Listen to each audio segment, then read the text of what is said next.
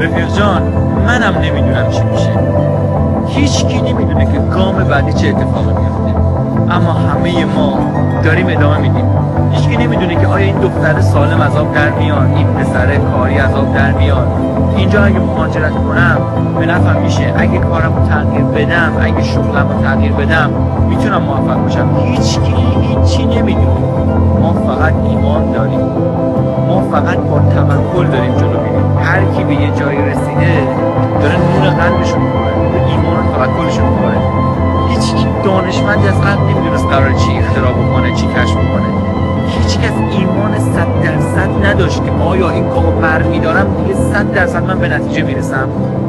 نه عزیز دل من، خیلی این دست اون دست نکن، خیلی شک نکن. آنچه که به ذهنت میرسه تو آمادگیشو داشتی که به ذهنت رسیده. اینقدر آی چی کار کنم، آی برم از این بپرسم، آی برم از اون بپرسم، فلان نظر تو چیه، فلان تو چی میگی، خوبه بده نکن. ایمان بلا فاصله عمل، فاصله بین فکر کردن و عمل کردن تو 0 ثانیه. این اون چیزیه که